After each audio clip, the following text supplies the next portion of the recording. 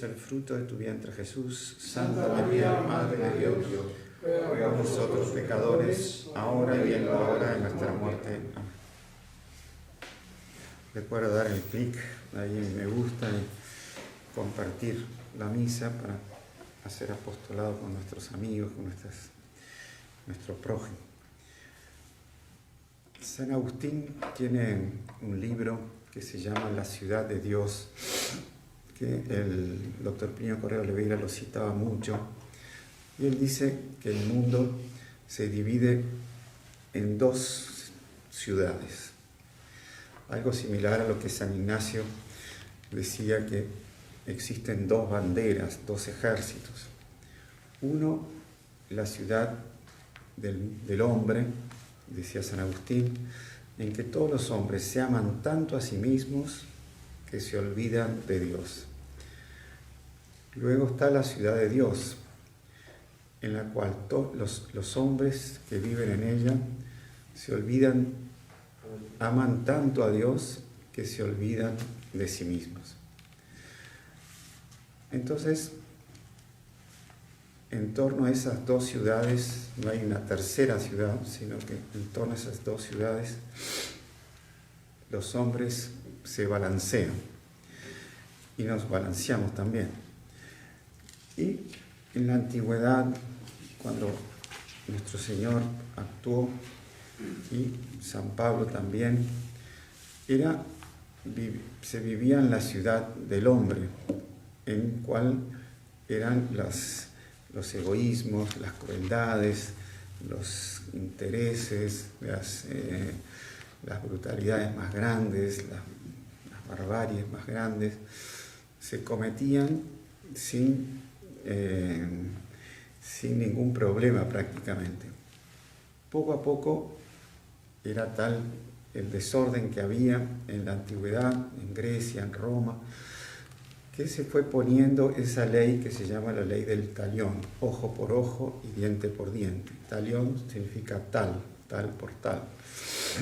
O sea, si uno le sacaba un ojo a otro, el agredido podía sacarle un ojo, pero no podía sacarle los dos ojos. Entonces, si por ejemplo en Egipto, si uno mataba a otro, se agarraba al asesino, se lo ataba al cadáver del asesinado y morían juntos. Uno ya estaba muerto, el otro con la podredumbre del cadáver mataba a su asesino. Y entonces esa ley fue para contener un poco la crueldad y la barbaridad de la época. Pero Jesús viene trayendo, como dice el Salmo, canten al Señor un canto nuevo, bien, algo nuevo en que dices, si te golpean en una mejilla, dale la otra. Si te piden prestado una túnica, dale también el manto. Si quieren caminar contigo 1 kilómetro, camina 2 kilómetros. O sea, de que la persona ama tanto a Dios que se olvida de sí mismo. O sea, si le pegan en una cuestión personal, cuando es una cuestión de problema de egoísmos y por ejemplo, me viene mucho a la memoria muchos fundadores o fundadoras de órdenes religiosas que soportaron todo tipo de sublevaciones y rebeldías de los subordinados. Y ellas o ellos soportaron, por salvar esas almas, soportaron todo tipo de insultos y problemas, y muchos fueron expulsados de la orden que ellos habían fundado. En una congregación, una que era hermana de la fundadora, le hizo toda una revolución a la fundadora, la expulsó de la orden, después pidieron perdón. Pero uno ve que los fundadores son una reproducción de nuestro Señor Jesucristo para la orden. Y ellos soportaron todo tipo de calumnias y problemas para salvar la orden y salvar las almas de esas revoltosas o revoltosos. Bueno, eso es propiamente cumplir lo que Jesús dice aquí: si alguien te da una bofetada en la mejilla derecha, preséntale la otra, o la túnica, etc. Ahora podemos decir cómo se conjuga eso con la escena de Jesús sacando a los vendedores del templo a latigazos. Él forma con unas cuerdas un látigo y expulsa casi 2000 personas, tira las mesas de los cambistas, los animales, porque ahí Jesús estaba lleno de indignación por la gloria de Dios Padre. El templo estaba siendo profanado. El templo es donde para nosotros sería hoy el Vaticano. Era donde Dios se hacía presente para los judíos, para la sinagoga. Todos los judíos tenían que ir al templo de todos los lugares por lo menos una vez al año para rendir culto a Dios. Entonces hicieron de eso una casa. En un evangelio dice una casa de comercio, otro dice una cueva de ladrones. Entonces, por la honra de Dios Padre, por la gloria del templo, Jesús se llena de indignación y expulsa a los vendedores. Entonces, nosotros debemos ser así también.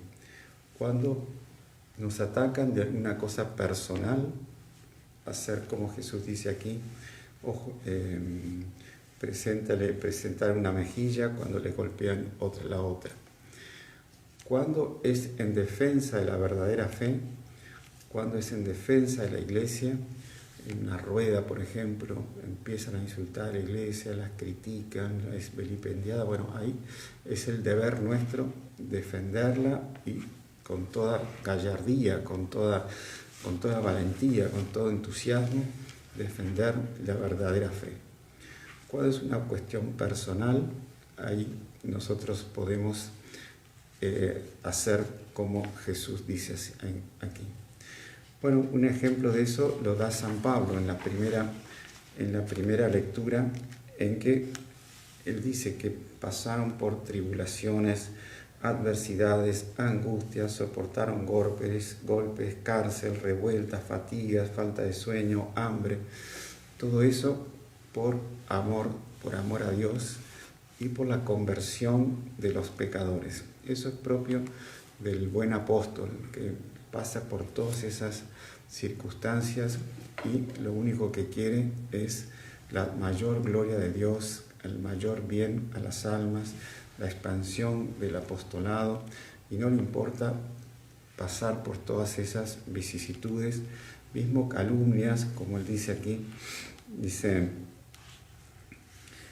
sea que nos encontremos en la gloria o estemos humillados, que gocemos de buena o mala fama, que seamos considerados como impostores cuando en realidad somos sinceros, como desconocidos cuando nos conocen muy bien, como moribundos cuando estamos llenos de vida. O sea, el demonio pone todo tipo de calumnias contra los santos, contra los fundadores, contra los apóstoles, para tratar de que la gente no lo siga. Pero el buen ejemplo que el apóstol da va destruyendo todas esas calumnias y todas esas mala fama que el demonio, el mundo y la carne quieren hacerle a esos apóstoles. Por eso él dice en cuanto a nosotros, no damos a nadie ninguna ocasión de escándalo para que no se desprestigie nuestro ministerio. Era todo lo contrario que hacían los fariseos. Los fariseos estaban a cargo de la sinagoga, de los principales de la sinagoga, los príncipes de los sacerdotes, y ellos llevaban una vida doble. O sea, por un lado, ellos aparecían como grandes cumplidores de la ley, de las 613 reglas que ellos habían puesto, y en secreto ellos tenían otra religión y hacían todo tipo de pecados. Y hasta el punto que Jesús les dice a los que lo seguían: hagan lo que los fariseos dicen, pero no hagan lo que los fariseos hacen. O sea, ellos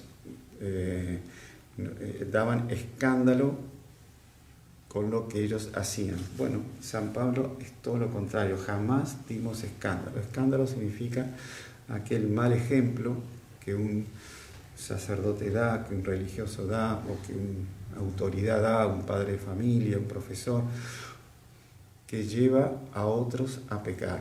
O sea, eso es propiamente el pecado de escándalo. Entonces, pidamos la gracia de ser fieles a la moción del Espíritu Santo y saber cuándo debemos poner la otra mejilla, o saber cuándo debemos armarnos de coraje y armar el látigo para defender la Iglesia con santa indignación, con santa osadía. Entonces pidamos mucho a la Santísima Virgen esa gracia, al Espíritu Santo a través de la Santísima Virgen esa gracia, para que nos olvidemos de nosotros mismos y nos dediquemos al amor de Dios enteramente. Ave María Purísima.